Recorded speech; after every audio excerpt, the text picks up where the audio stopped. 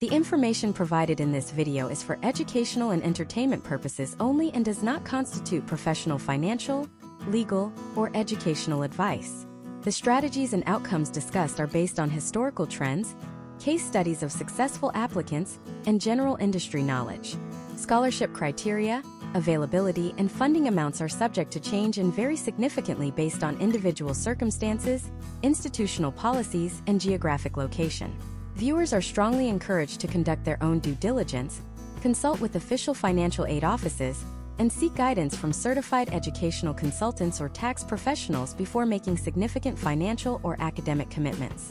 Right now, there is over $100 million in scholarship money that goes completely unclaimed every single year in the United States.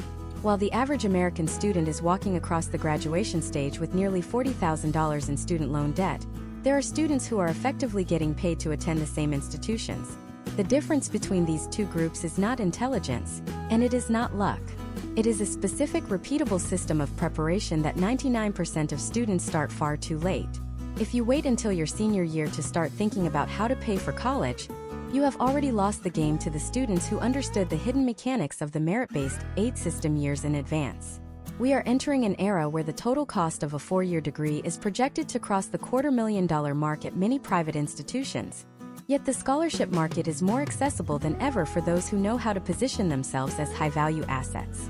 This video is a deep dive masterclass into the structural shifts you must make today to secure your financial future. We are going to break down the exact steps to transition from a student who is begging for aid to a candidate that universities and private foundations are competing to fund. The first fundamental reality you must accept is that a scholarship is not a gift or a reward for past behavior. It is an investment in your future potential. When a committee or an admissions office looks at your profile, they are performing a risk assessment. They want to know if you are a safe bet to graduate, succeed in your career, and eventually bring prestige back to their organization. To win this game, you must move beyond the generic advice of getting good grades and participate in what we call the inventory phase. This is the first of 7 critical things you must do right now. The inventory phase is a systematic audit of your personal brand and academic standing. Most students make the mistake of looking for scholarships first and looking at themselves second. This is backwards. You need to create a master narrative document.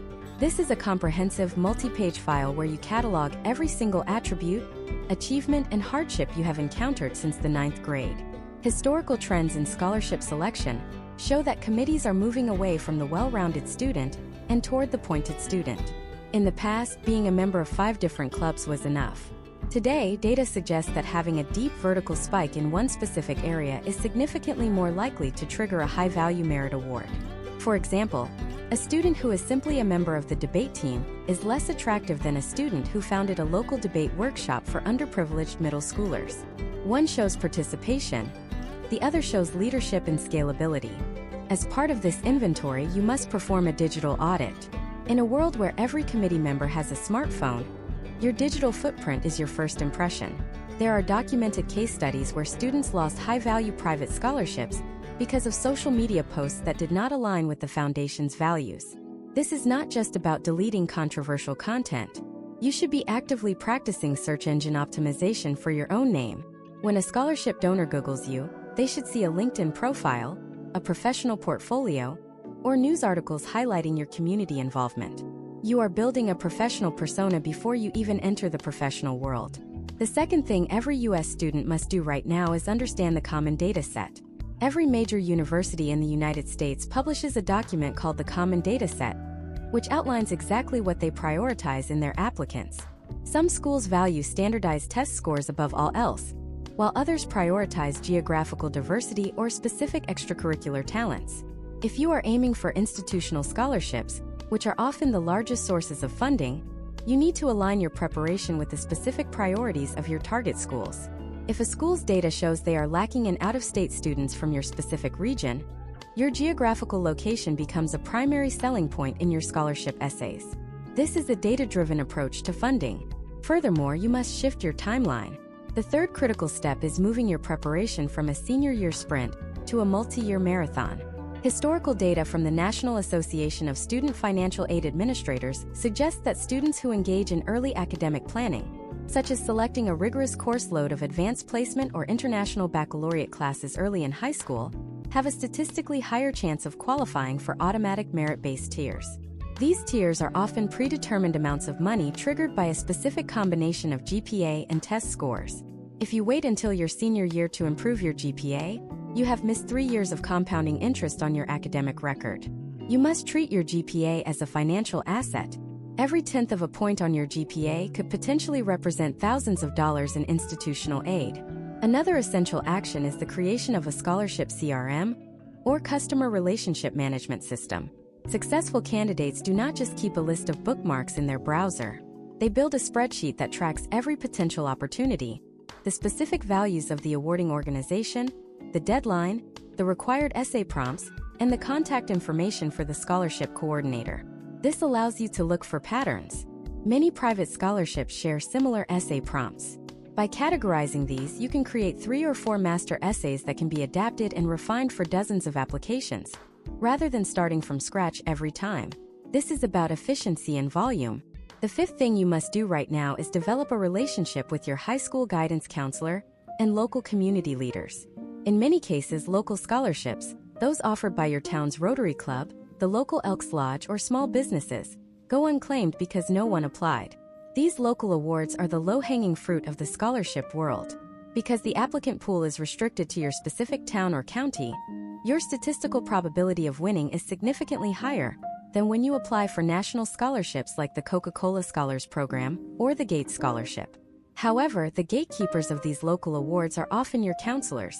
You need to be the first person they think of when an application crosses their desk. This requires proactive communication, not just showing up when you need a letter of recommendation. 6th, you must master the art of the narrative arc in your essay writing.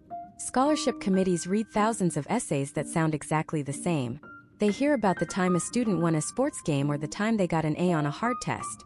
To stand out, you must use the challenge action result framework. You need to identify a specific problem you observed in your community or a personal hardship you faced, describe the specific, unconventional actions you took to address it, and provide data-backed results of your success. If you raised money for a charity, do not just say you raised money. Say you raised $4,000 by coordinating a multi-channel social media campaign that reached 10,000 people in your local area. Specificity creates credibility. Finally, the 7th thing you must do right now is understand the FAFSA and the CSS profile.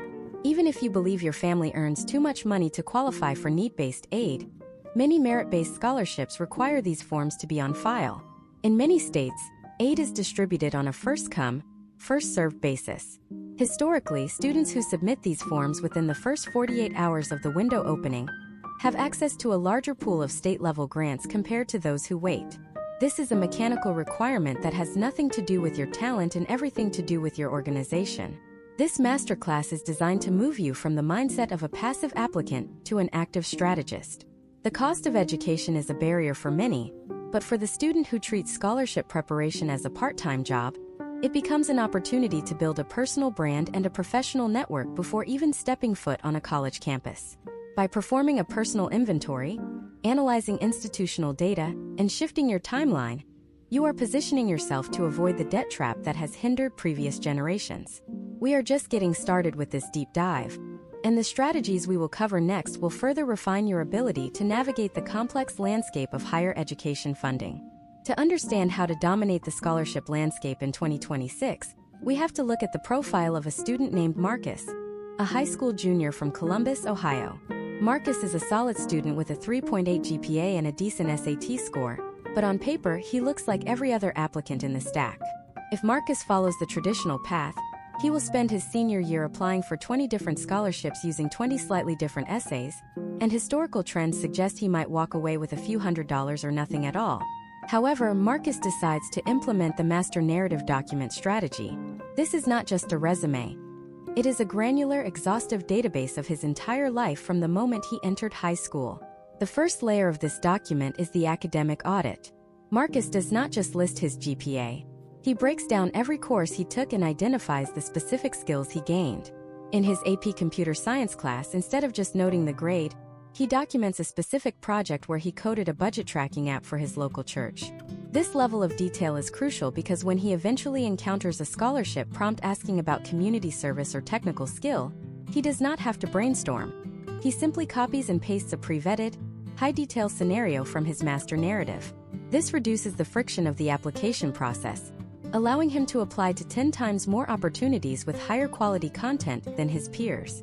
Imagine if you had a 5-page document that categorized every challenge you ever faced, every leadership role you held, and every instance where you solved a problem. This is what we call the evidence bank. In 2026, scholarship committees are increasingly using AI-driven screening tools to look for specific keywords and sentiment markers in essays. By building an evidence bank, you are essentially training your own personal data set. You should categorize your life into specific themes: leadership, resilience, innovation, and service. For the leadership theme, do not just say you were the captain of the soccer team.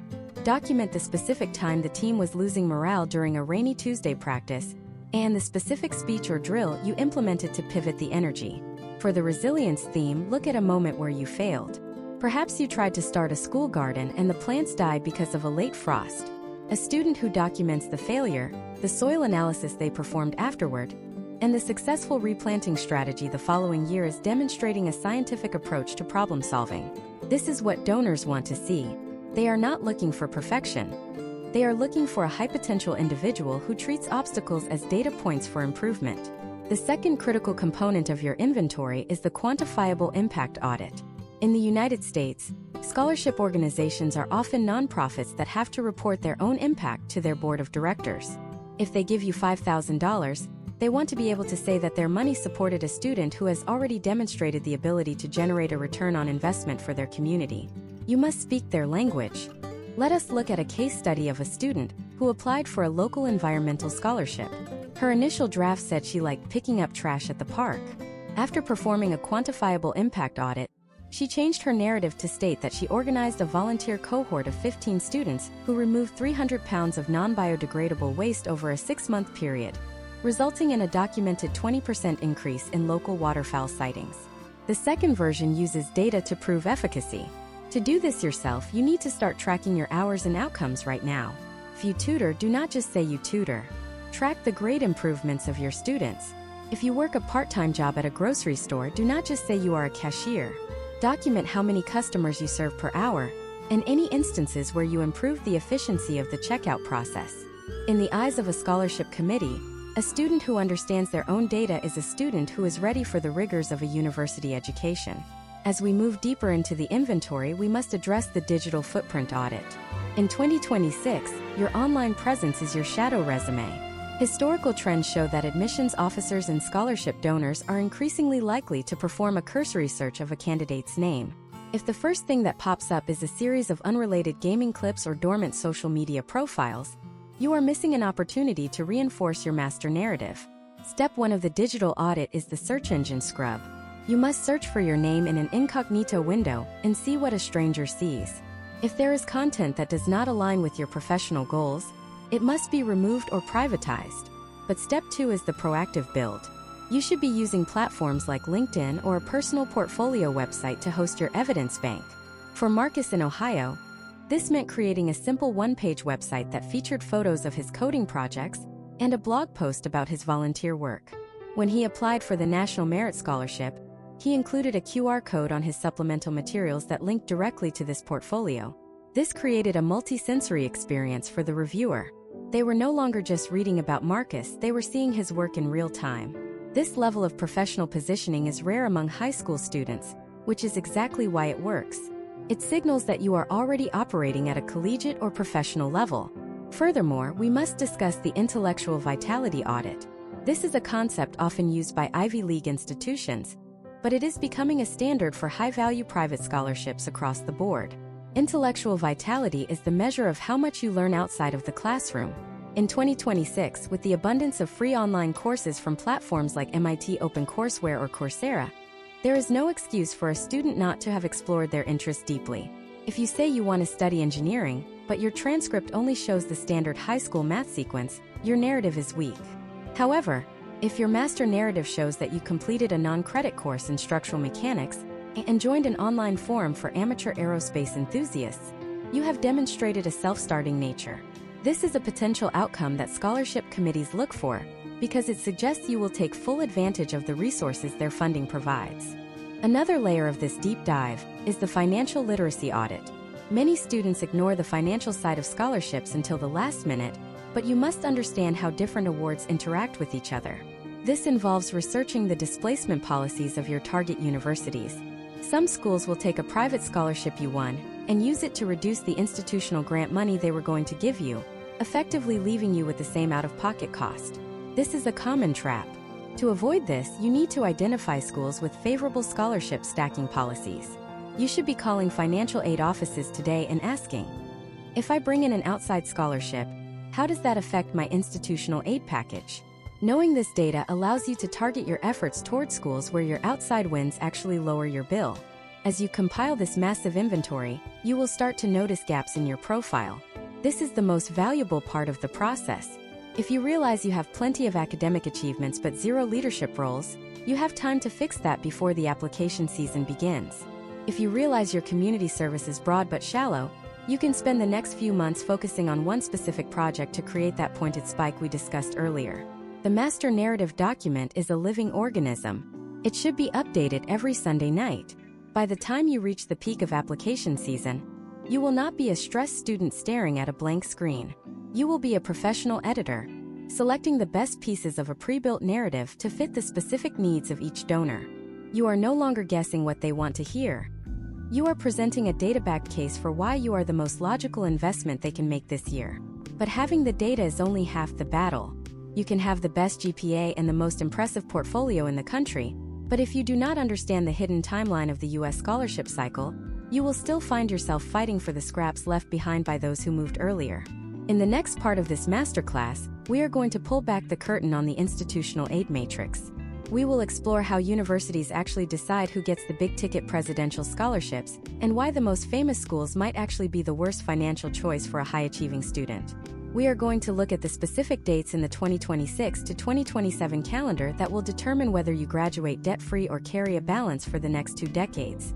What happens when the school of your dreams offers you admission but $0 in aid? We will show you the exact negotiation scripts used by students to leverage competing offers and increase their financial aid packages after the initial letter arrives. To understand how to navigate the institutional aid matrix in 2026, we must look at a student named Sarah from Charlotte, North Carolina. Sarah is an exceptional student with a passion for bioengineering. She has her heart set on an Ivy League institution, believing that the brand name alone will justify the massive price tag. However, Sarah's family falls into a common middle-income gap where they do not qualify for significant need-based aid, but they certainly cannot afford $75,000 a year in tuition, room, and board. If Sarah only applies to the most famous schools, she is essentially entering a lottery where the odds of receiving a full-ride merit scholarship are statistically lower than 1%. This is because elite universities often do not offer merit-based aid at all. They focus almost exclusively on need-based assistance because they know their brand is strong enough to attract full-paying students. The institutional aid matrix is a strategic framework that classifies universities based on their endowment size, their recruitment priorities, and their historical trends for awarding non-need-based money. To master this, you must first distinguish between need-blind and need-aware admissions. In 2026, a growing number of universities have shifted their policies. If a school is need-blind, they do not look at your bank account when deciding whether to let you in. If they are need-aware, your ability to pay could potentially influence their decision. However, the real secret lies in finding the schools that are merit-heavy. These are often high-ranking regional universities or mid-tier private colleges that are looking to boost their academic profile by attracting students who would otherwise go to the Ivy League. Imagine if Sarah, instead of only looking at top 10 schools, identifies a university ranked in the top 50 that is aggressively expanding its engineering department. This school likely has a presidential scholarship specifically designed to lure top-tier students away from more famous competitors. Case studies of successful applicants show that by applying to 3 or 4 of these merit-heavy institutions, Sarah increases her potential outcomes for receiving a full tuition or even a full ride offer. This is the first step of the matrix, diversifying your school list not just by academic reach, but by financial strategy. You need to identify your financial safety schools, institutions where your GPA and test scores place you in the top 5 or 10% of their applicant pool. In these scenarios, the university is no longer just considering you, they are recruiting you. The second critical component of the matrix is understanding the concept of leveraged financial aid. In 2026, Many universities use complex algorithms to determine the minimum amount of aid required to convince a student to enroll. If they think you are absolutely committed to their school, they have no incentive to offer you extra merit money. This is why you must never show all your cards during the application process. Instead, you need to create a competitive bidding environment. This is where the negotiation scripts come into play. Once Sarah receives her financial aid award letters, she finds that School A has offered her $15,000 in merit aid, while School B, which is slightly lower in the rankings but still a fantastic fit, has offered her $30,000. Sarah does not just accept the lower offer from her preferred school. She initiates a professional inquiry, often referred to as a financial aid appeal. In 2026, these appeals must be data-driven and respectful. Sarah writes to the financial aid office at School A, not to complain, but to provide new information. She highlights her recent selection as a National Merit Finalist, a detail that was not in her original application, and then she strategically mentions her offer from School B. The script is precise. I am incredibly honored to be admitted to School A, and it remains my first choice. However, as my family and I evaluate the long-term financial implications of my education, the significant merit award from School B has made them a very compelling option. Is there any flexibility in my current aid package that would help bridge this gap? Historical trends indicate that schools often keep a reserve of funds specifically for these types of appeals, especially for students they are eager to enroll. By providing a competing offer, Sarah has transformed herself from a hopeful applicant into a valued asset with market value. Case studies show that students who engage in this polite, evidence-based negotiation can often see an increase of $5,000 to $10,000 per year in their aid packages. Over 4 years, that is a $40,000 shift in the total cost of the degree. Furthermore, you must understand the timeline of the matrix. In 2026, the priority deadlines for merit scholarships are often much earlier than the general admission deadlines. Many students wait until January to finish their applications, but by then, the largest pots of institutional money are already spoken for. For most major U.S. universities, the sweet spot for merit aid consideration is between October 15th and November 15th of your senior year. If you miss these early action or priority scholarship deadlines, you are essentially disqualifying yourself from the most lucrative awards before you even apply. To navigate this, you must build a master calendar that tracks the priority scholarship deadline for every school on your list. Do not confuse this with the FAFSA deadline or the regular decision deadline. These are specific cutoff dates that trigger an automatic review for merit awards. For example, some state flagship universities have a December 1st deadline to be considered for their top-tier honors college scholarships. Missing this by one day could be the difference between a $60,000 award and $0. Another deep dive layer of the institutional aid matrix is the honors college strategy. Many large public universities in the United States have established honors colleges that offer a private school experience at a public school price. These programs often come with their own dedicated scholarship funds that are separate from the general university pool. Students in these programs often get priority registration, smaller class sizes, and access to exclusive research grants. For a student like Sarah, being a big fish in a smaller pond at a high-quality honors college can lead to better professional outcomes and less debt than being just another face in a massive lecture hall at an overpriced private institution. As we analyze the data for 2026, we also see the rise of niche institutional awards. These are scholarships for specific majors, specific demographic backgrounds, or even specific interests like community service or entrepreneurship. You need to dig into the individual department pages of the universities you are applying to. Often, the School of Engineering or the College of Liberal Arts will have their own endowment funds that require a separate application. Most students are too lazy to do this extra work, which means the competition for these departmental awards is much lower. Imagine the cumulative impact of these strategies. You have identified merit-heavy schools, you have hit every priority deadline, you have applied to honors colleges, and you have searched for departmental awards. You are now looking at a portfolio of options rather than a single high-stakes decision. This is how you reclaim power in a system that often feels designed to exploit students financially. You are moving from a position of need to a position of strength. However, even with a perfect institutional strategy, there is a third pillar of funding that most students fail to capitalize on correctly: private foundations and corporate scholarships. While institutional aid is the largest source of money, private scholarships are the key to closing the remaining gap and getting your bill down to zero. But the way people search for these is fundamentally broken. They use generic search engines and get overwhelmed by thousands of low-probability results. In the next part of this masterclass, we are going to break down the architecture of the private scholarship search. We will show you how to bypass the national lotteries and find the hidden, local, and corporate awards that have the highest statistical probability of success.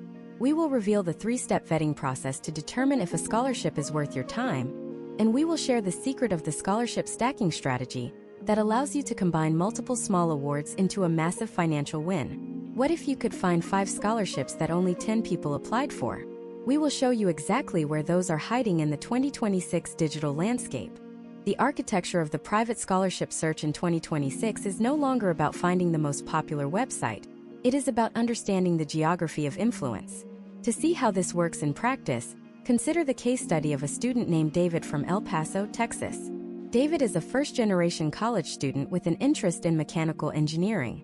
When David first started his search, he went to the national databases and applied for the most famous corporate awards. He was competing against 500,000 other students for 10 spots. The statistical probability of winning in that environment is nearly zero, regardless of how impressive your resume is. David shifted his strategy to what we call the hyperlocal extraction method. He stopped looking for scholarships that were open to everyone in the United States and started looking for scholarships that were only open to people living within 25 miles of his front door. The logic here is simple math. A national scholarship might have an applicant pool of 100,000 people for a $5,000 prize. A local scholarship from the El Paso Community Foundation might have an applicant pool of 40 people for a $1,000 prize. While the dollar amount is lower, your probability of success increases by several thousand%. David identified 12 local organizations, including the local chapter of the American Society of Civil Engineers, a regional credit union, and a scholarship funded by a local car dealership group. Because these organizations rarely have the marketing budget of a national brand, their application numbers are historically low. In some cases, as few as 5 students apply for a specific $500 award. If you win 5 of these small local awards, you have generated the same $5,000 as the national prize but with a fraction of the competition. Imagine if you spent your Saturday morning not on a generic search engine, but at your local library looking through the archives of community newsletters or the bulletin boards of local civic organizations like the Lions Club or the Kiwanis. In 2026, many of these organizations still operate on a physical or highly localized digital level. They want to give their money to someone they might actually see at a grocery store. This is the first rule of private scholarship architecture. Proximity equals probability. You must map out every organization you or your family is connected to. Does your parent work for a company that offers a scholarship for children of employees? Are you a member of a religious organization? Does your local utility company have a green energy scholarship? These are the hidden veins of funding that most students ignore because they are looking for a single massive check rather than a series of strategic wins. The second pillar of this search strategy is the corporate pipeline. Large corporations in 2026 are increasingly using scholarships as a recruitment tool for future internships and full-time roles. This is a shift from philanthropy to talent acquisition. For example, a major tech firm might offer a scholarship specifically for students majoring in cybersecurity. They are not just giving you money, they are vetting you for their freshman internship program. Case studies of students in these corporate pipelines show that the scholarship is often just the beginning. The real value is the mentorship and the early access to high-paying career paths. To find these, you should not search for scholarship. Instead, search for student programs or early career development on the websites of Fortune 500 companies. This changes your search from a defensive posture of needing money to an offensive posture of seeking a career partnership. The third pillar is the scholarship stacking strategy. In 2026, you must become a master of the fine print. As we discussed earlier, some universities have displacement policies, but most private scholarships allow you to stack awards up to the total cost of attendance. This includes tuition, fees, room, board, books, and even a personal laptop or transportation costs. David, our student from El Paso, used his master narrative document to apply for 30 local and regional scholarships. He treated this like a part-time job, dedicating 5 hours every Sunday to the process. By April of his senior year, he had won 7 different awards ranging from $500 to $2,500. Individually, these seem small. Collectively, they totaled $11,500 for his first year. When combined with his institutional merit aid, his total out-of-pocket cost for his first year at a state university was zero. In fact, he received a refund check for $1,200 to cover his living expenses. This is the potential outcome of a high-volume, low-competition strategy. To execute this, you need a three-step vetting process for every scholarship you find. Step 1 is the eligibility filter. If you do not meet 100% of the mandatory criteria, do not apply. Your time is your most valuable asset, and you cannot afford to waste it on low-probability gambles. Step 2 is the value-to-effort ratio. If a scholarship requires a 5-page original essay for a $200 prize, and you already have a pre-written essay for a $1,000 prize that needs minimal editing, prioritize the higher value. Step 3 is the longevity check. Is this a one-time award? Or is it renewable for 4 years? A $1,000 scholarship that is renewable for 4 years is worth $4,000, which makes it more valuable than a one-time $2,500 award. In 2026, the smartest students are looking for renewable private funding to ensure their junior and senior years are just as affordable as their freshman year. Furthermore, we must address the shift in the 2026 application landscape toward video and multimodal submissions. Many private foundations are moving away from traditional 500-word essays and asking for 2-minute video introductions or digital portfolios. This is an incredible opportunity for students who are comfortable on camera or have technical skills. If a scholarship gives you the option between an essay and a video, choose the video. Historical trends suggest that because video requires a higher level of effort and vulnerability, fewer students choose it, which again lowers your competition. A well-produced, sincere video allows the committee to connect with your personality in a way that text cannot. You should be practicing your personal pitch today. Who are you, what problem are you solving, and how will this investment specifically enable you to create a better future for your community? Another layer of the private search is the professional association strategy.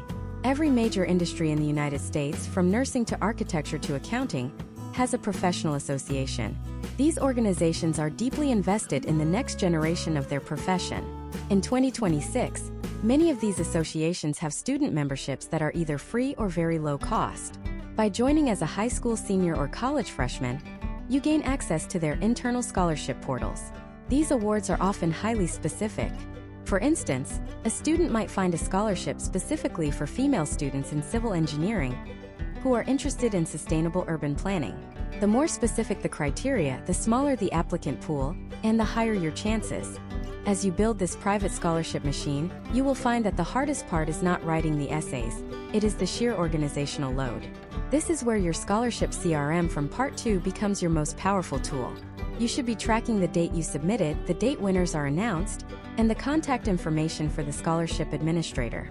If you do not hear back by the announcement date, a polite, professional follow-up email can sometimes yield information about future opportunities or even waitlist status for the current award. This level of follow-through is something most students never even consider. But even with a perfect list of local and corporate awards, there is one document that can make or break your entire financial future. It is the most misunderstood and often the most stressful part of the process for American families. In 2026, the FAFSA has undergone significant structural changes that have altered how the Student Aid Index is calculated. Many families assume they will not qualify for anything, so they do not fill it out, not realizing that they are effectively locking themselves out of state grants, work-study programs, and even some merit-based institutional funds. In the next part of this masterclass, we are going to perform a surgical breakdown of the 2026 FAFSA and the CSS profile. We will show you the common errors that trigger audits or delays, and we will explain the specific assets that are often counted against you, and the ones that are not. We will look at a case study of a family who thought their home equity would disqualify them, and show how they navigated the CSS profile to secure a $50,000 grant. We are moving into the deep technicals of financial aid, and if you get this part wrong, all your hard work on essays and portfolios could be for nothing. What is the one box on the FAFSA that most people check incorrectly, costing them thousands in potential state aid?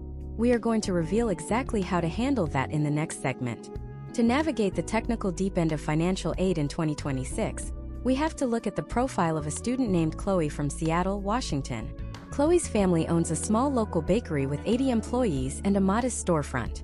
Under the old financial aid rules, the net worth of that bakery would have been counted as a significant parental asset, potentially driving Chloe's student aid index so high that she would qualify for zero aid, despite her family's actual liquid cash flow being quite tight. However, due to the legislative updates in the One Big Beautiful Bill Act, which governs the 2026 to 2027 FAFSA cycle, the net worth of family-owned businesses with 100 or fewer full-time employees is now strictly excluded from the asset calculation. If Chloe's parents had not stayed updated on these 2026 changes, they might have incorrectly reported the value of their business, a mistake that would have cost them tens of thousands of dollars in institutional grants. The first thing you must master is the 2026 FAFSA/CSS technical divide. While the FAFSA is the gateway to federal and state money, the CSS profile is used by nearly 300 private colleges to award their own internal billions. Imagine if you only filled out the FAFSA and ignored the CSS profile because it has a $25 fee. You would be effectively leaving institutional grants on the table that the FAFSA cannot unlock. The CSS profile is far more invasive. It asks about your home equity, your non-custodial parents' income, and even your medical expenses. For a family like Chloe's, the CSS profile is actually an opportunity. While the FAFSA uses a rigid formula, the CSS profile allows you to document unusual circumstances. If Chloe's younger brother has high medical costs or attends a private elementary school due to special educational needs, the CSS profile allows the family to report those expenses, which can lead to a lower perceived ability to pay and, subsequently, a higher aid award. Now let us address the one box on the FAFSA that is historically checked incorrectly, leading to a massive loss in state-level aid. In many state-specific sections of the FAFSA, there is a question regarding your state of legal residence and whether you are interested in being considered for state-based grants. Thousands of students either skip these optional questions or incorrectly list their residency date, which triggers a mismatch with state records. In 2026, many states have moved to a first-come, first-served model for their grant pools. If your data triggers a manual review because of a simple typo in the residency box, your application is moved to the back of the line. By the time a human auditor verifies your information, the state's grant fund for that year may already be exhausted. You must ensure that your legal name and residency data match your state-issued ID exactly. Furthermore, we must discuss the 2026 rules for 529 college savings plans. Historical trends show that families are often terrified that their savings will penalize them. In 2026, the strategy has shifted significantly, particularly regarding grandparent-owned accounts. Under the current rules, a 529 plan owned by a grandparent or any non-parent relative is completely invisible on the FAFSA. It does not count as an asset, and more importantly, the distributions from that account to pay for college are no longer treated as student income. This is a massive shift from previous years where a grandparent's help could actually reduce a student's aid eligibility by 50% the following year. If you have relatives who want to help, the data suggests the most efficient way to do so in 2026 is through these third-party owned accounts. Parent-owned 529 plans are still counted as parental assets, but they are assessed at a maximum rate of 5.64%, which is significantly lower than the 20% assessment rate for assets owned directly by the student. As we go deeper into the technicals, you must understand the Student Aid Index calculation for 2026. The SAI has replaced the old expected family contribution, and it can now go as low as -1,500. A negative SAI is a signal to colleges that the student has extreme financial need, which can trigger additional state and institutional support beyond the maximum Pell Grant. However, many middle-income families find themselves in the SAI trap where their index is just high enough to disqualify them from Pell Grants but too low to actually afford tuition. If your SAI for 2026 comes back higher than $14,790, you are ineligible for a Pell Grant. This is why the negotiation and scholarship stacking strategies we discussed in earlier parts are so vital for the middle class. You cannot rely on the federal government to bridge the gap. You must use the institutional and private markets. Step by step, your financial aid submission process in 2026 should look like this. First, create your FSA ID at least 1 week before you plan to file. This allows the Social Security Administration time to verify your identity. Second, use the Future Act Direct Data Exchange to pull your tax information directly from the IRS. This eliminates manual entry errors that are the primary cause of FAFSA audits. Third, list the maximum number of schools, 20 for the 2026 online form, even if you haven't finished your applications yet. Some state grants are only awarded to students who list an in-state school in the first position on their FAFSA. You must research your state's specific ranking requirements to ensure you don't lose your local grant eligibility. Imagine if Chloe had simply filled out the form without checking her state's priority deadline. In Washington state, for example, the Washington College grant is one of the most generous in the country, but it is tied to specific FAFSA filing windows. By filing on October 1st, Chloe ensures she is at the front of the line for both federal and state money. She also uses the comments section of the CSS profile to explain that while her parents' business has a high paper value, their actual take-home pay is limited by high local operating costs. This narrative approach transforms her from a set of numbers into a human story that a financial aid officer can empathize with. Another critical 2026 update is the elimination of the sibling discount. Historically, if you had 2 children in college at once, your financial need was essentially doubled. In 2026, the FAFSA no longer provides a direct reduction for having siblings in college. This has created a massive financial shock for many U.S. families. However, case studies show that many private universities are still honoring the sibling discount through their institutional methodology. This means that if you have a sibling in college, you must prioritize schools that use the CSS profile or their own internal forms, as they are more likely to acknowledge the reality of your family's multi-student expenses. This technical phase is the foundation upon which your entire scholarship strategy is built. If the foundation is cracked with errors or missed deadlines, the most beautiful essay in the world cannot save your financial package. You must treat these forms with the same level of precision as a professional tax filer. But let's assume you've done everything right. You've built your inventory, you've mastered the matrix, and you've filed your forms perfectly. Now the letters start arriving. Some schools will want to talk to you. Some scholarship committees will move you to the final round, the interview. Most students think an interview is just a conversation about their resume. But in 2026, high-stakes scholarship interviews have evolved into something much more complex. They are looking for leadership under pressure and your ability to articulate a vision for the future. In the next part of this masterclass, we are going to break down the psychology of the scholarship interview. We will reveal the 3 questions that 90% of students fail, and show you how to use the mirroring technique to build instant rapport with a panel of judges. We will look at a case study of a student who won a full-ride scholarship despite having a lower GPA than the other finalists, simply because of how they handled a specific ethical dilemma during the final round. What is the one thing you should never say when asked about your biggest weakness? We are going to deconstruct the perfect answer in the next segment. The psychology of the scholarship interview in 2026 is no longer about proving you are the smartest person in the room. It is about proving you are the most coachable and community-minded person in the room. To understand this shift, let us look at the case study of a student named Julian from Chicago. Julian was a finalist for a high-value community leadership scholarship that offered a full ride to any public university in Illinois. His competition included 3 students with perfect 4.0 GPAs and higher standardized test scores. However, during the final round, which in 2026 often involves a group-based problem-solving simulation rather than just a one-on-one Q&A, Julian outperformed them all. The simulation task was to allocate a hypothetical $10,000 grant to 3 competing local nonprofits. While the other students argued aggressively for their chosen charities, trying to prove their individual analytical dominance, Julian took a different approach. He utilized the mirroring technique and active facilitation. He listened to his peers, summarized their points to ensure everyone felt heard, and then looked for a compromise that combined the strengths of all 3 proposals. When the judges interviewed him individually afterward, they did not ask about his GPA. They asked why he chose to facilitate rather than dominate. Julian explained that in the professional world, progress is a team sport, and a leader's job is to amplify the voices of experts to reach a collective goal. This response, grounded in emotional intelligence rather than academic ego, is why Julian walked away with the award.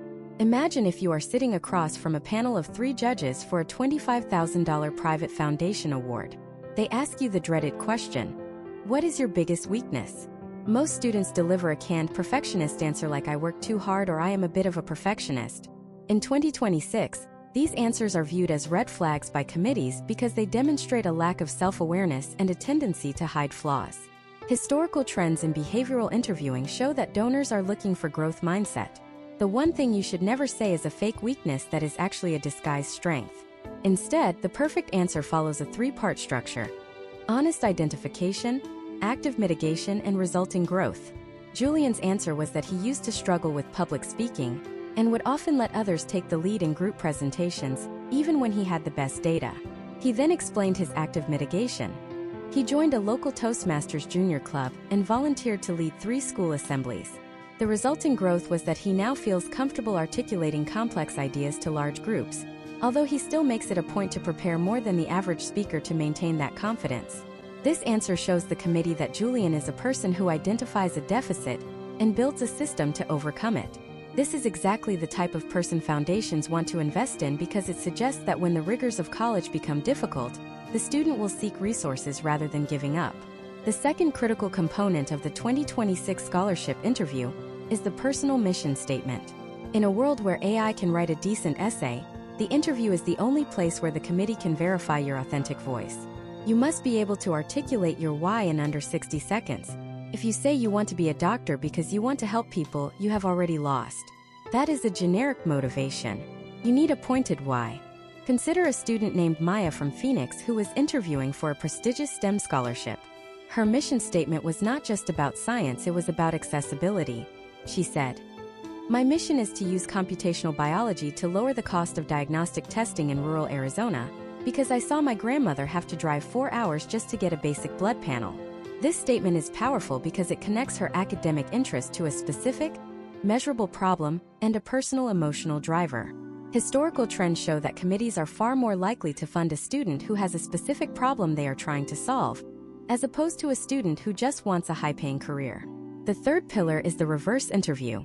At the end of every scholarship interview, you will be asked, "Do you have any questions for us?"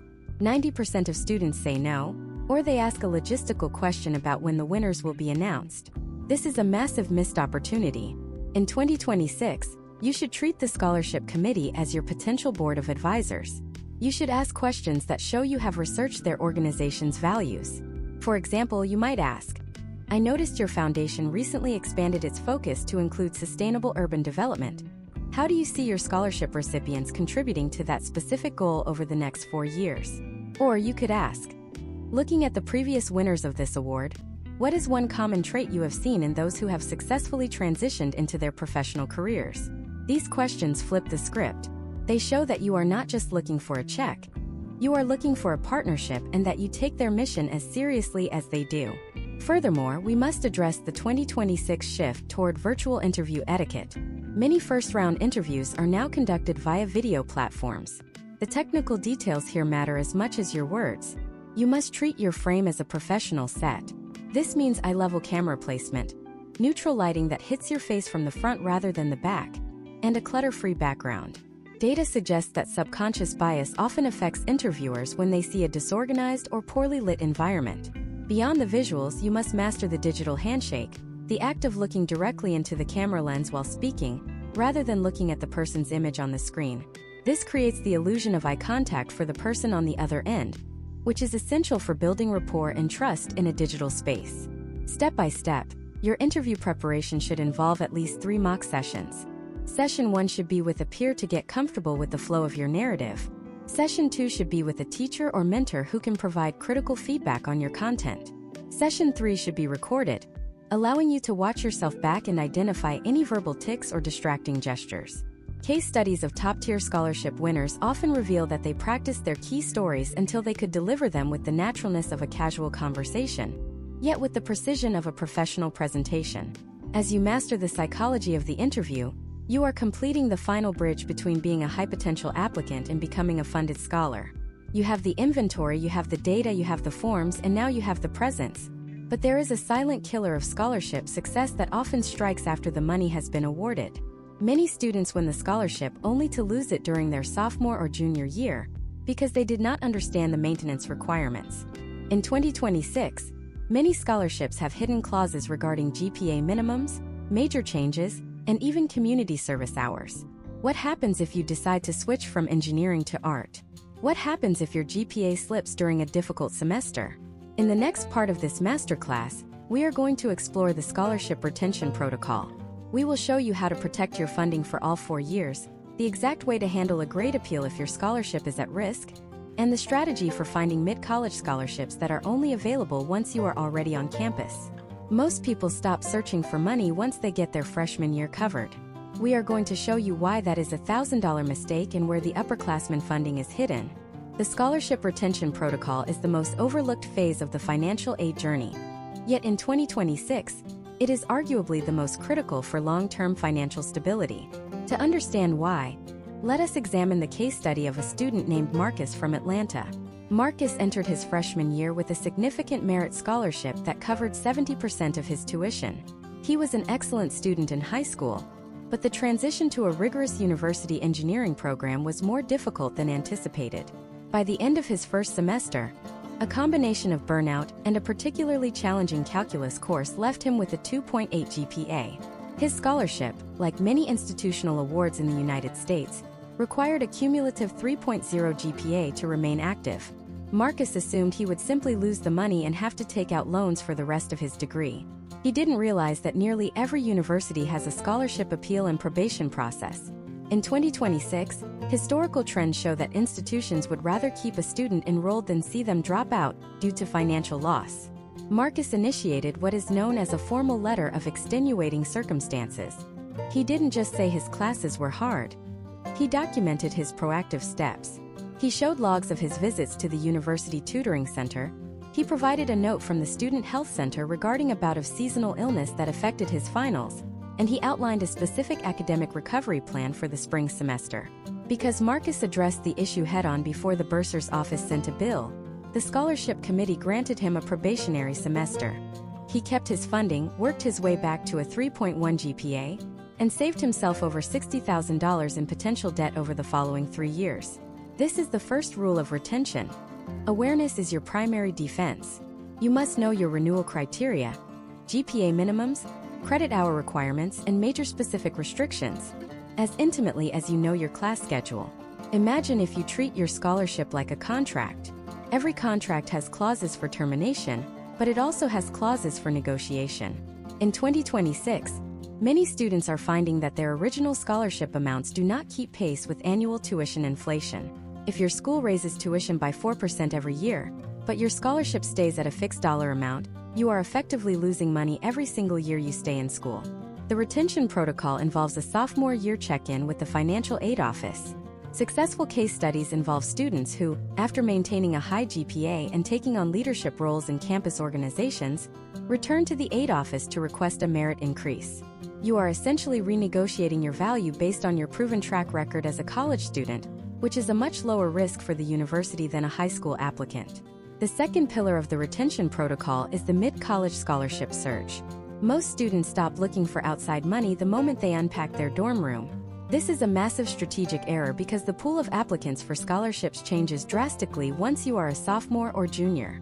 Many private foundations and professional associations, such as the American Chemical Society or the Society of Women Engineers, offer scholarships specifically for students who have already completed 2 years of their degree. They do this because the dropout rate for college students is highest during the first 2 years. By the time you are a junior, you are a proven survivor.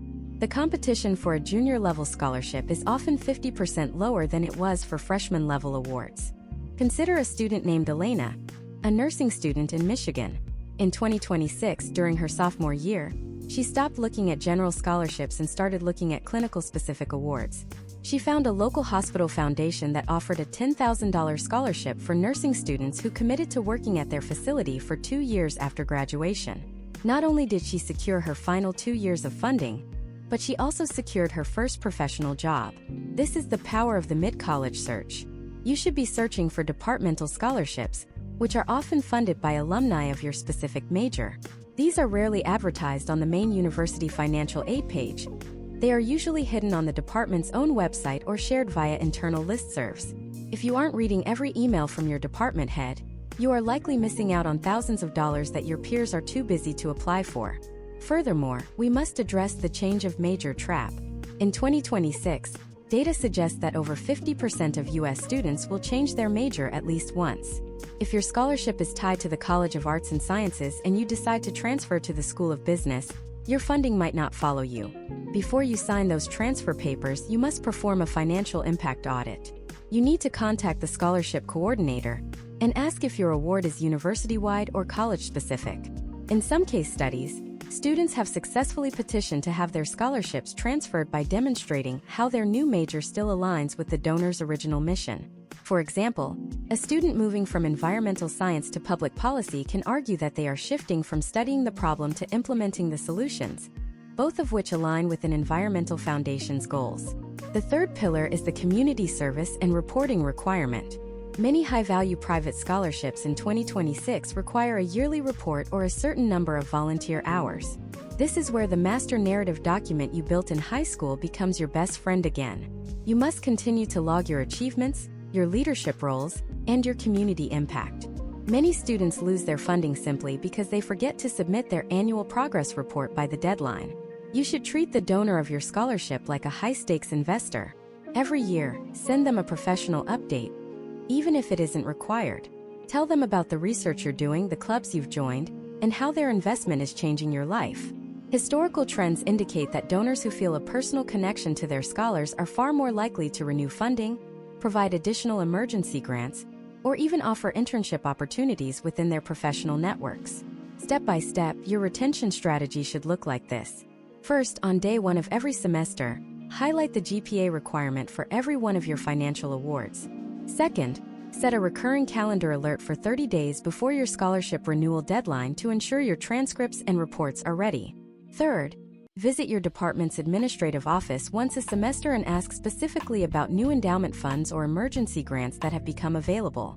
Universities often receive mid-year donations from alumni that need to be distributed quickly. If the department chair knows your name and your financial need, you are the first person they think of when that money arrives. Imagine the cumulative effect of not just keeping your freshman aid, but adding new departmental and professional awards every year. By your senior year, you could actually be making a profit on your education. We have seen case studies where students use their excess scholarship refunds to fund their senior capstone projects or to pay for graduate school applications. This is not about luck. It is about maintaining the same level of intensity in your search during college that you had in high school. The landscape of 2026 rewards the persistent student who understands that the financial aid office is a place for ongoing partnership, not a one-time transaction. But as you move through your college career, there is a final psychological hurdle you must clear. It is the transition from a student who receives help to a professional who creates value. The way you handle your final year of funding will set the tone for your entire career. Many students coast in their final year, not realizing that the way they close out their scholarships can open doors to prestigious fellowships and postgraduate awards. In the next part of this masterclass, we are going to dive into the fellowship pipeline. We will show you how to leverage your undergraduate scholarship record to win awards like the Fulbright, the Rhodes, or the Goldwater. We will look at the specific 2026 requirements for these elite programs and why your sophomore year is actually the most important year for winning an award you won't even apply for until you are a senior. What is the one thing you should be doing right now to ensure your resume is ready for a global stage? We will break down the long game strategy in the next segment. The fellowship pipeline in 2026 is the ultimate evolution of the scholarship game, shifting the focus from simply paying for a degree to funding a global impact. To understand how to position yourself for these elite opportunities, consider the case study of a student named Jackson from St. Louis. Jackson was an average high achiever in high school, but the moment he stepped onto his university campus, he implemented what we call the research and mentorship log. While his peers were treating their first 2 years as a time to relax after the stress of college applications, Jackson understood that the foundations for a Fulbright or a Goldwater scholarship are laid in the first 400 days of your undergraduate career. He didn't just attend classes. He identified 3 professors whose research aligned with his interest in sustainable urban infrastructure and began attending their office hours not to ask about grades, but to ask about the future of the field. The one thing you must do right now to ensure your resume is ready for a global stage is to secure a faculty champion. In the world of high-level fellowships, a generic letter of recommendation is a death sentence for your application. You need a letter that speaks to your specific contributions to original research or community-driven projects. Jackson volunteered as a research assistant in his sophomore year, helping a professor map heat islands in urban centers. Furthermore, we must address the 2026 requirements for the Critical Language Scholarship and the Boren Awards. These are government-funded programs that pay for students to study languages essential to U.S. national security. If you are willing to learn a language like Arabic, Korean, or Russian, the funding available to you is massive. However, These programs require a demonstrated commitment to public service. This is where your narrative document from high school continues to evolve. You should be documenting every instance where you have served the public interest, whether it is through student government, local activism, or nonprofit internships. In 2026, the fellowship market is looking for the next generation of diplomats and global problem solvers. If your resume only shows academic achievements and no service to the broader community, you are missing the primary criteria for these elite awards. The third pillar is the specialized graduate school pipeline. Many students don't realize that there are scholarships like the Truman Scholarship, which provide $30,000 for graduate study for students committed to careers in public service. The catch? You apply in your junior year. If you wait until you are a senior to think about how to pay for your master's or PhD, you have already missed the window for the most prestigious awards. The Truman Scholarship requires a detailed policy proposal as part of the application. This isn't something you can whip up in a weekend. It requires months of research, interviews with local stakeholders, and a deep understanding of current legislative trends. A student who starts this process in their sophomore year, by taking a policy-intensive course or interning with a local representative, has a massive advantage over the student who tries to wing it in October of their junior year.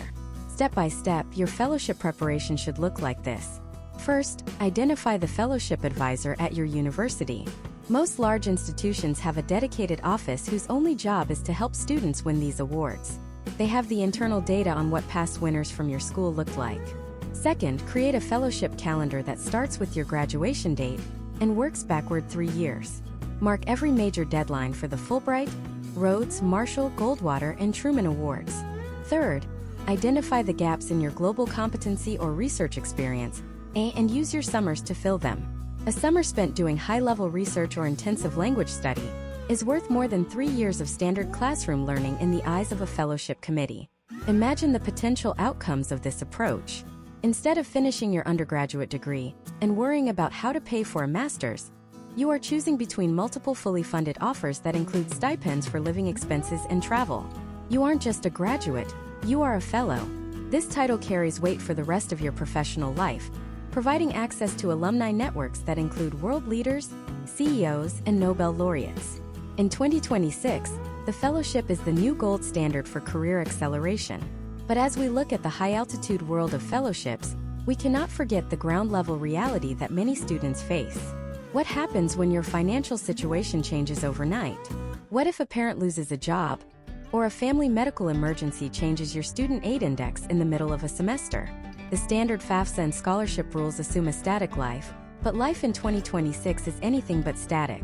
There is a specific, often hidden protocol for handling financial catastrophes without dropping out of school. In the next part of this masterclass, we are going to break down the emergency funding and special circumstances protocol. We will show you how to trigger a professional judgment review that can force a university to recalculate your aid package in real time. We will look at the specific 2026 language you need to use with financial aid officers to move your case to the top of the pile, and we will reveal the sources of emergency grants that can provide immediate cash for rent, food, or medical bills. What is the one document you must have ready at all times to prove a change in financial status? We will show you how to build your emergency financial kit in the next segment, so that no matter what happens at home, your education remains secure. The Emergency Financial Kit is your academic insurance policy for 2026. To understand the high stakes of this phase, let us look at the case study of a student named Olivia from Seattle. Olivia was halfway through her sophomore year at a high-tuition private university when her primary household earner faced an unexpected and permanent medical leave. Overnight, her family's ability to contribute to her education vanished. Under normal circumstances, the financial aid package she received based on 2-year-old tax data would remain static, leaving her with a massive bill she could not pay. However, Olivia had already built her emergency financial kit. She didn't wait for the university to find out. She initiated a professional judgment review within 48 hours of the life-changing event. Professional judgment is a specific legal authority granted to financial aid administrators under the Higher Education Act. It allows them to bypass the standard FAFSA data and adjust a student's cost of attendance or financial data to reflect their current reality. In 2026, historical trends show that students who provide a well-organized, third-party documented case for a professional judgment review are significantly more likely to receive an immediate increase in their need-based grants. Olivia's kit included 3 critical documents: a letter from the employer confirming the loss of income, recent medical documentation outlining the long-term nature of the disability, and a revised budget showing the family's new net monthly income. Because she presented this as a structured package rather than an emotional plea, the Financial Aid Office was able to move her student aid index from 5,000 down to -1,500 in less than 3 weeks. This triggered additional Pell Grant funding and a supplemental institutional emergency grant that allowed her to finish the year without taking out private loans. Imagine if you found yourself in a situation where you couldn't afford next month's rent or groceries because of a sudden family crisis. Most students assume the university has no way to help with non-tuition expenses. This is not the case in 2026. Nearly every major U.S. institution now maintains a student emergency fund, often bolstered by alumni donations and federal block grants. These are designed for small-scale, high-impact crises: a broken laptop, an emergency flight home, or a sudden gap in housing. To access these, you need to know the specific language. You are looking for basic needs assistance, or the Dean of Students Emergency Fund.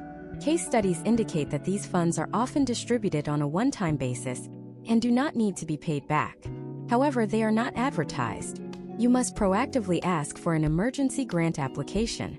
The second pillar of the emergency protocol is the Special Circumstances Appeal for scholarships. While professional judgment usually applies to federal and state aid, private scholarships and merit-based institutional awards have their own rules. If your grades slip because you are working 40 hours a week to cover a family medical bill, a generic academic appeal will likely fail. But if you provide the documentation from your emergency financial kit, you are providing a context that allows the scholarship committee to exercise leniency. In 2026, many private foundations have added resilience clauses to their contracts, allowing students to take a gap semester or maintain a lower credit load during a family crisis without permanently forfeiting their funding. You must reach out to your scholarship donor the moment the crisis begins, not after you have already failed a class or missed a deadline. The third pillar is the debt management pivot. If the university's adjustment still leaves a gap, you must evaluate your lending options with extreme care. In 2026, the landscape of student lending has become increasingly complex, with a sharp divide between federal subsidized loans and high-interest private alternatives. Your emergency kit should include a current credit report and a list of co-signers if necessary, but you should only view these as a last resort. Historical trends show that students who utilize the tuition payment plan, a service that breaks a semester bill into 4 or 5 interest-free monthly installments, can often manage a temporary financial dip without resorting to high-interest debt. Olivia used a payment plan combined with a small emergency grant to bridge the 3-month gap until her family's disability benefits were approved. This strategic use of multiple small resources prevented a permanent financial disaster. Furthermore, we must address the 2026 reality of independent student status. For students who experience a total breakdown in family support or housing instability, there is a process known as a dependency override. This is the most complex form of professional judgment. It requires a student to prove that they are functionally independent from their parents due to extreme circumstances such as abandonment or a hazardous home environment. The documentation requirement here is high.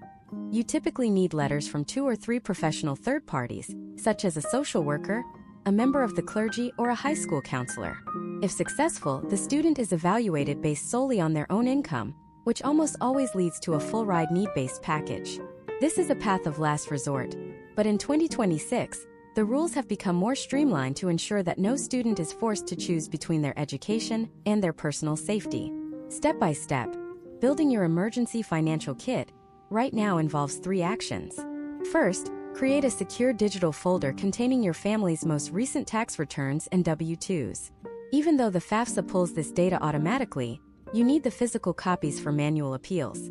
Second, identify the exact name of the emergency grant coordinator at your school. This is usually found under the Dean of Students or the Financial Aid website.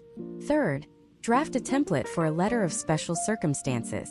This should be a professional, objective summary of the situation, the specific financial impact, and the exact amount of additional support required. Having this template ready means that if a crisis hits, you are sending your appeal within hours, not days. Imagine the peace of mind that comes from knowing that your education is not a house of cards that can be knocked over by a single bad month. By treating your financial aid as a dynamic, negotiable system, you are taking control of your future in a way that most adults don't even understand. You are moving from a passive recipient of aid to a sophisticated manager of your own academic enterprise. The 2026 landscape is volatile, but for the student with a plan, volatility is just another data point to be managed. We have covered the inventory, the institutional matrix, the private search, the technical forms, the interview psychology, the retention protocols, the fellowship pipeline, and the emergency kits. You now have the complete structural framework for a debt-free or low-cost education in the United States. But there is one final piece of the puzzle. It is the transition from a student to a graduate. How do you ensure that all this preparation translates into a high ROI career? Many students get the degree for free, but then fail to leverage their scholarship status into a high-paying first job. In the final part of this masterclass, we are going to explore the Scholarship to Career Bridge. We will show you how to list your awards on a resume to trigger automated hiring systems, and how to use your donor network to land interviews at top-tier firms. We will look at the 2026 trends in the labor market for recent graduates and the secret of the Alumni Endowment Network. What is the one sentence you should add to your LinkedIn profile the day you win a scholarship? We are going to reveal the final closing moves to ensure your scholarship isn't just a way to pay for school, but a launchpad for your entire life. We are heading into the final stretch. The Scholarship to Career Bridge is the final and most lucrative stage of this entire process. In 2026, the value of a scholarship is no longer just the dollar amount on the check. It is the social capital and the elite signaling it provides in an increasingly crowded labor market. To understand how to leverage this, let us look at the case study of a student named Taylor from Denver. Taylor won a mid-sized scholarship from a regional aerospace foundation during her sophomore year. While most students would have simply deposited the money and moved on, Taylor implemented the donor network protocol. She treated her scholarship donor like a high-level executive recruiter. She sent quarterly updates on her research in fluid dynamics, and by her senior year, she didn't just have a degree. She had a direct line to the foundation's board of directors, which included senior VPs at major defense contractors. The first move you must make right now to ensure your scholarship becomes a career launchpad is the LinkedIn optimization move. In 2026, applicant tracking systems and recruiter search filters are specifically tuned to look for high-value merit awards. You should not just list your scholarship under the Honors and Awards section. You must integrate it into your professional headline and your About section. The one sentence you should add to your LinkedIn profile the day you win a scholarship is, "Selected as a scholar from a pool of applicants for demonstrated leadership in." This uses the power of social proof. It tells a recruiter that a third-party organization has already vetted you, invested in you, and staked their reputation on your potential. Historical trends in 2026 hiring show that candidates with prestigious scholarships listed prominently on their profiles see a 40% higher click-through rate from recruiters in the engineering and finance sectors. Imagine if you are applying for your first entry-level job at a top-tier tech firm. Your resume is sitting in a digital stack with 10,000 other recent graduates. If your resume says you have a 3.9 GPA, you are just a number. But if your resume says you are a Coca-Cola scholar or a national merit finalist, you have just triggered a psychological heuristic called the halo effect. The recruiter subconsciously assumes that because you were capable of winning a highly competitive scholarship, you possess the soft skills, discipline, communication, and resilience that a GPA alone cannot prove. To maximize this, your resume must include a bullet point under each scholarship that quantifies the win. For example, awarded the Smith Leadership Grant, top 1% of 5,000 applicants, for developing a community-based recycling program that reduced local campus waste by 15%. This connects your financial award directly to a professional achievement, making it a data-backed evidence point for your future employer. The second pillar of the career bridge is the Alumni Endowment Network. In 2026, many of the largest scholarships in the United States, such as the Bircher in Colorado or the Morehead Cain in North Carolina, have massive private alumni databases. These networks are often more powerful than the university's general career center. Case studies of recent graduates show that the most successful career transitions happen through these closed loops. If you are a recipient of a specific award, you have a shared identity with thousands of successful professionals who came before you. Your strategy should be to reach out for informational interviews with alumni of your scholarship program. The script is simple: I am a current scholar at, and I see that you were a recipient 10 years ago. I would love to hear how you leveraged the scholarship to enter the field. Historical data indicates that the response rate for these identity-based cold emails is significantly higher than general networking attempts. Furthermore, we must address the 2026 trend of the scholarship to internship pipeline. Many corporate scholarships now include a mandatory or priority interview for a summer internship.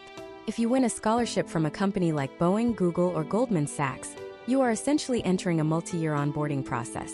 You must treat every interaction with the Scholarship Foundation as a job interview.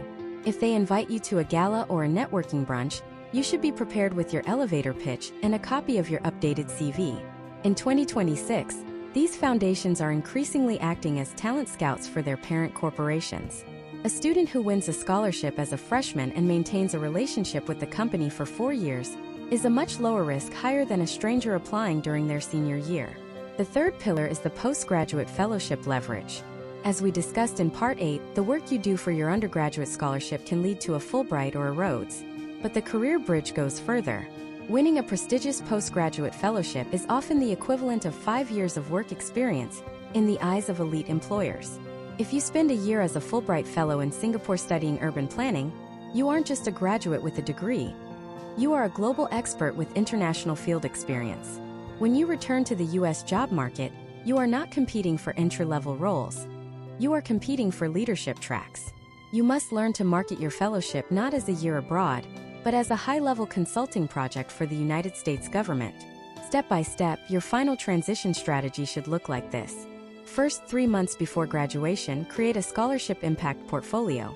This is a digital document that summarizes all the funding you received, the projects you completed with that funding, and the specific skills you developed. Second, reach out to every donor who supported you over the last 4 years to thank them and share your post-graduation plans. This keeps the door open for future mentorship and potential funding for graduate school. Third, join the official alumni associations for every scholarship you won, no matter how small. These are your lifelong professional tribes. Imagine the potential outcome of this decade-long journey. You entered high school as a student worried about the crushing weight of student loans. By following this deep dive masterclass, you have transformed yourself into a strategic asset. You navigated the inventory phase, mastered the institutional matrix, won the private scholarship game, filed your forms with surgical precision, aced the high-stakes interviews, retained your funding through crises, and built a global fellowship profile. Now you are standing at the threshold of your career with zero debt and a network of powerful advocates behind you. This is the ultimate return on investment. You are now part of a small percentage of U.S. students who truly understand the hidden mechanics of the education market. But the landscape of 2026 is constantly shifting. New laws are passed, university endowments fluctuate, and the labor market evolves with every leap in technology.